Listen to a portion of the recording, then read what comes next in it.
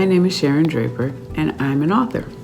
I have written Out of My Mind, Stella by Starlight, and the Clubhouse Mysteries, and many others. And I just wanted to talk to you a little bit today because I know that you've been stuck at home for months and months and months, and so have I. And it's like, okay, what are we going to do? What can I do now? So let's talk about some things that we can do. I like to read and I like to write. And I don't think you can be a good writer unless you're a good reader. But in books, you find ideas and you find things to do. So I'm going to give you a couple of suggestions of maybe possibilities to do. The first book I'm going to read from is called The Clubhouse Mysteries, and this is book 1, called The Buried Bones Mystery. And Ziggy, who's the main character, and his friends decide they're going to build a clubhouse. They're not real sure how to build a clubhouse, but they find some old wood in the backyard and they chop it up into pieces and they kind of lean it against a fence. And let me read just a little section. They finally get the sides up, but lifting the roof was the hardest part because the piece of fence that they used was very heavy. Plus it had been covered with little brown bugs that scrambled everywhere when they lifted it up. But Rico ran home, got a can of bug spray, and they were able to get the roof on. The clubhouse was finished on Friday morning. The boys grinned at each other with satisfaction. Ziggy bounced with excitement. The clubhouse was about 10 feet by 12 feet, not really big, but large enough for 4 boys to sit and talk. So they bring some old chairs and some rocks to sit on, and they have a clubhouse. So what can you do and how can you build a clubhouse? You can build a clubhouse in your own kitchen. You can build a clubhouse from under your kitchen table. Put a blanket over the kitchen table and let what's underneath there be your clubhouse. And you can have adventures there. You can read there. You can create there. You can take a nap there, which is what the boys did in the story. That's what you have to do in order to be creative.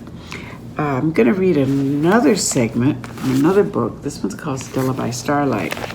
And what Stella does is figure out how to write things down. She doesn't want to be in a clubhouse underneath her bed or underneath the kitchen table.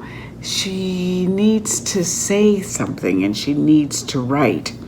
She's not very good at writing.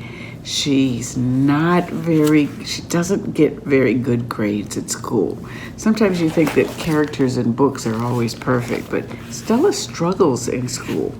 So I'm going to read just a little bit of what she wrote. She opened her notebook to a fresh page. The whole page was an ocean of white. She chewed on the pencil. Then she made a decision. If she was going to write with honesty, she got to start with herself.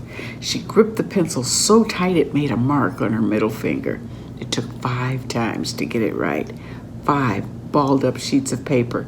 5 pages of anger and mess-ups and erasures. When she finished, she rubbed her eyes, sleep begging to creep in. She read it over one last time, not really satisfied, but it was the truth, even if it still had some scratch-outs. And this is what she wrote. If you look at the page, I'm going to show you. She's got her scratch-outs on there. When you write, you make mistakes. You mess up, and that's okay. She says, my name is Estelle Mills, and I am not nobody. My teacher would say that's a double negative. Well, I'm here to say I'm no negative. I'm me, and that's a fact. I like to be called Stella because it reminds me of stars, and I like the night. Mama tells me I was born at midnight during a full moon. Maybe that's why. I'm left-handed, the only student in the school that is. My family reminds me of good things to drink. Mama's hot chocolate, Papa's black coffee. My little brother Jojo is sweet tea. Me, I'm the color of rum. Mama cooks with it sometimes. When I look in the mirror, I don't see pretty. I just see me.